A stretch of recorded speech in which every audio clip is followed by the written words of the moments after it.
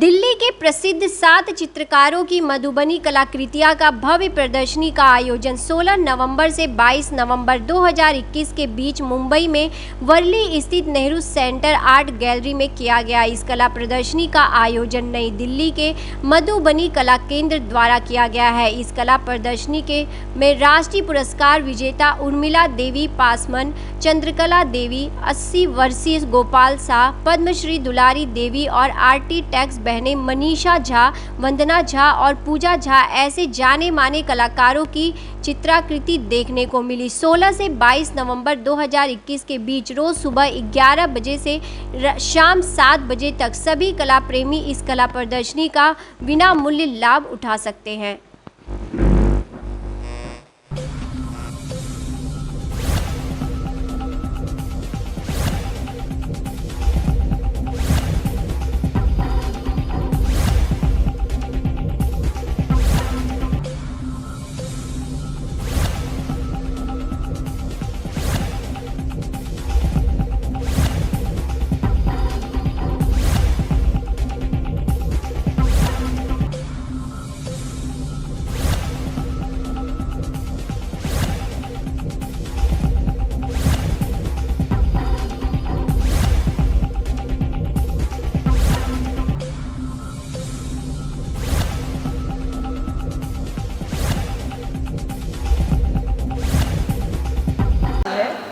मेरा अपना एक ऑर्गेनाइजेशन है कॉल्ड आर्ट ट्री।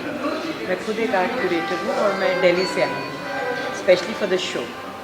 मैं मनीषा जी को कुछ साल से जानती हूँ और वो मिथिला पेंटिंग बहुत लोग जानते हैं मिथिला के बारे में, लेकिन वो उसमें जो कर रही है वो और नहीं कर रही है।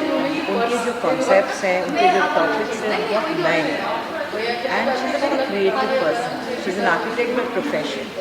बट क्या है कि ये जो मिथिला पेंटिंग जिसको मधुबनी के नाम से जानते हैं, वो ओरल ट्रेडिशन से हर फैमिली में लड़कियां ही करती हैं बिहार में। अधिकतर क्या होता है, अधिकतर आर्ट फॉर्म्स मेन ओरिएंटेड होते हैं, वेयर इज मिथिला या Madhubani paintings are only women oriented. इनको सिर्फ स्त्रियाँ या औरतें ही करती हैं। तो मनीषा इनको एक नए लेवल पे लेके गए हैं। She is a national award winner, state award winner. तो आप इनके जो कॉन्सेप्ट्स देखिए, इनके जो टॉपिक्स देखिए, वो ट्रेडिशनल से बहुत अलग हैं, लेकिन इनका ट्रीटमेंट, उनका जो बनाने का तरीका है वो ट्रेडिशनल है। तो वही उनकी एक अलग पॉइंट है जिससे she is very famous and very well known where Mithila. हम लोग 3 बहनें हैं, मनीषा झा, वंदना झा और मैं सबसे छोटी हूँ, पूजा झा। हम लोगों ने पेंटिंग्स अपनी दादी माँ से सीखी। ये एक ऐसी ट्रेडिशनल, ये 300 साल से ज़्यादा पुरानी पेंटिंग्स है। ये north Bihar region, Mithila region की पेंटिंग्स है और ये एक ट्रेडिशन की ट्रेडिशन पास ऑन होता है। मतलब हर माँ अपनी बेटी को या हर दादी अपनी बेटी और बेटी को सिखाती है, तो इसीलिए ये ट्रेडिशन कैरी ऑन हो रही है। और ये मोस्टली विमेन जो है गाँव की वही करती है। और ओरिजिनली ये पेंटिंग जो थी ये एक्चुअली आइकन थी, मतलब ये फ्लोर पे की जाती थी, ये फ्लोर या वॉल पे की जाती थी, जिसको हम लोग अपनी भाषा में बोलते हैं आइकन। तो आइकन जो है वो हम लोग हर त्यौहार में अभी भी देते हैं, जैसे कि सब जगह, मतलब जब कोई भी नया त्यौहार होता है तो चावल का पेस्ट बना के उसको हम लोग पहले ये इसी तरह से ही शुरू हुई है। फिर हम लोग को पता है कि बहुत बड़ा काल आया हमारे गाँव में, जिसमें कि बहुत लोग मारे गए और कुछ भी इकोनॉमिक वो नहीं था, जो सारे कृषि प्रधान एरिया है तो कुछ भी खाने को भी लोगों के पास नहीं था। तो फिर गवर्नमेंट ने सोचा कि क्यों ना हम इस जगह को बढ़ावा दें और यहाँ पे एक ऐसी कला है उसको हम क्यों ना उजागर करें दुनिया के सामने। तो कुछ लोगों ने मिलकर, कुछ अधिकारियों ने मिलकर जाके वहाँ पे इनकी तस्वीरें खींची और उनके जर्नल्स को पब्लिश किया पूरे वर्ल्ड में, जिससे कि ये जो कला है वो पूरे वर्ल्ड के सामने आ रही है। और उसके बाद गवर्नमेंट ने वहाँ पे पेपर डिस्ट्रीब्यूट किया ताकि वहाँ की जो महिलाएं हैं इसको पेपर पे उतार सकें और फिर ये बेची जा सके। तो ये शुरुआत हुई इस मधुबनी की ट्रेडिशन की, जिसमें कि उन्होंने जो कला वो दीवारों पर बनाती थी फेस्टिवल्स में, जनेऊ में, शादी में, वो धीरे धीरे पेपर पे आने लग गई और इस तरह से ये बाहर आके निकल गई। फिर उस समय गाँव में बहुत पर्दा सिस्टम होता है, जैसे हम लोग का एक आंगन होता है और उसके के चारों तरफ घर होते हैं और उस आंगन में से जो सेंट्रल कोर्टयार्ड था उसमें से कभी भी महिलाएं बाहर नहीं जाती थी।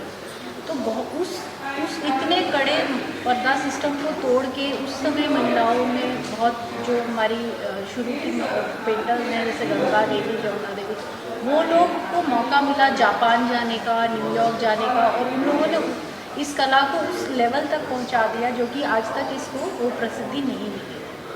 तो ये तो जर्नी हुई इस पेंटिंग्स की, और अब तो मधुबनी पेंटिंग्स को हर आदमी जानता है कि ये कहाँ की है, कौन कौन है। और थोड़ी जर्नी मैं आपको अपनी भी बताना चाहूँगी कि हम लोग तीनों बहनों ने आर्किटेक्चर किया और इंटीरियर्स भी किया है, और ये कला तो हमने कहीं से सीखी नहीं, इंस्टीट्यूशन से अपनी दादी और माँ को बनाते देखते देखते हम लोग सीख गए। तो ये कला तो हमें विरासत में मिली है कह सकते हैं। उसके बाद हम लोग बचपन से ही ये कला करते आ रहे हैं, तो number of experience can be added as our number of age. मेरा नाम I am Manisha Jha, artist and founder of Madhubani art centre. And जो आप whatever this show which you see is by 5 artist, that is including me, my 2 sisters Bhavna and Pooja, and very senior artist Shri Gopal Saha, and Padmashri Dulari Devi, Chandrakala ji and Urmila Devi. So this is after 16 years that we are exhibiting again back in Mumbai, and it's a great pleasure to be exhibiting here. We are exhibiting around 45 paintings by all the artists, and you can see all the types of Mithila painting from the Brahmin community, the Bharni painting, the Kachri painting and the Gudna tradition, and then the innovative Mithila painting, which I have done a lot of experimentation. So you get all flavors of Mithila in this particular exhibition. So and also the most important part of this exhibition is also my book, which is on called Mithila painting and depicting the Madhushravani festival, the stories of. मेरा नाम doctor वंदना झा है, और ये जो paintings आप exhibition देख रहे हैं मिथिला, इसमें मैं वन ऑफ द आर्टिस्ट हूँ। ये एग्जीबिशन मेरी सिस्टर मनीषा ने क्यूरेट किया है। हम लोग बचपन से ये आर्ट को प्रैक्टिस करते हैं 5 साल की उम्र से, एंड हम तीनों ही आर्किटेक्ट्स भी हैं। तो ये जो यहाँ पेंटिंग्स लगी हैं, ये मिथिला की जो छोटी छोटी कहानियाँ हैं, जो हम लोग गाँव जाते थे, फिर जो वहाँ देखते थे, उसके हमने बनाई। जैसे एक पेंटिंग यहाँ पे है जिसका नाम कपिलेश्वर स्थान है। तो जब हम लोग उस मंदिर जाते थे बचपन में, तो मंदिर के बाहर एक बहुत बड़ा तालाब हुआ करता था।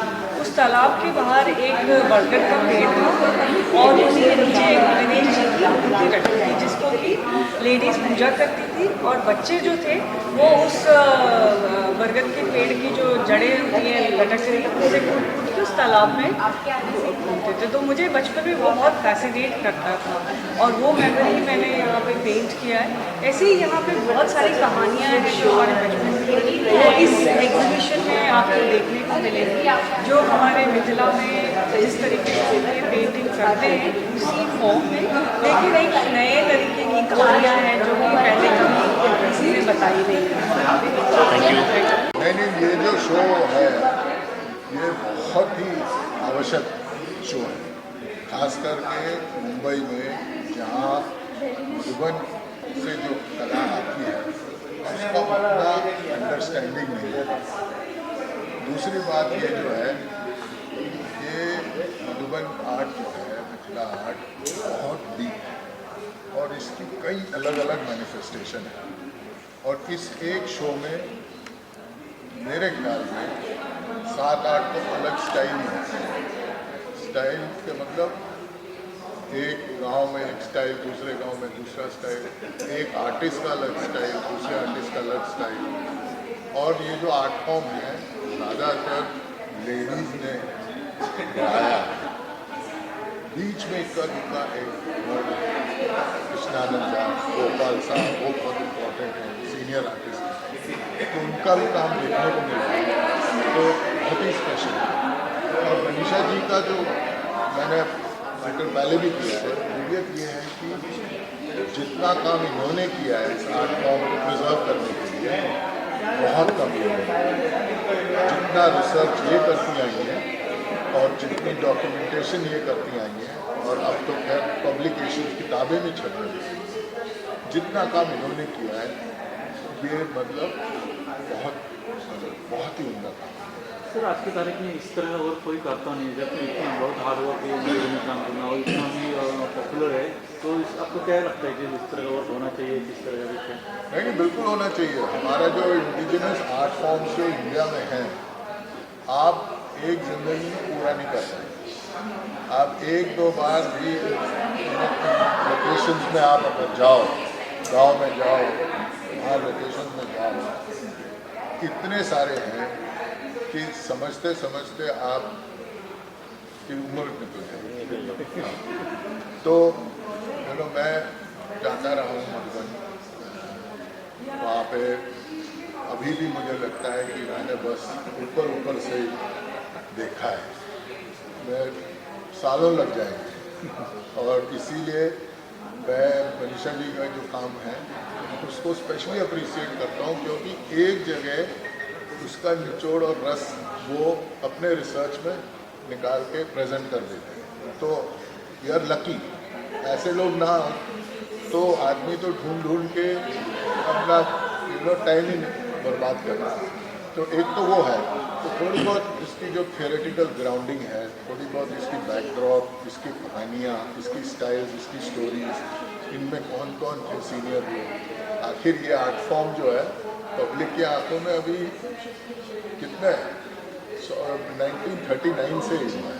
जब वहाँ भूकंप हुआ था तो दीवारें गिरी थी तो लोगों ने कहा अरे बाबा ये क्या है, तो 100 साल है भी नहीं हुए जब से ये आर्ट फॉर्म दुनिया के नज़रों में आने लगा।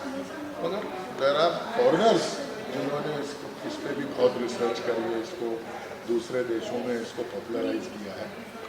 मगर हमें 1.3 बिलियन जो इंडिया की आबादी है, they have to understand this. Main तो पर्पज़ ये है, दुनिया को हम दिखाते रहेंगे और अपनों को भी तो सिखाएं दिखाएं। और इसीलिए ऐसे एग्जीबिशन में जो मुंबई शहर में है, दूसरे शहरों में है, इट इज़ एब्सोल्युटली नेसेसरी।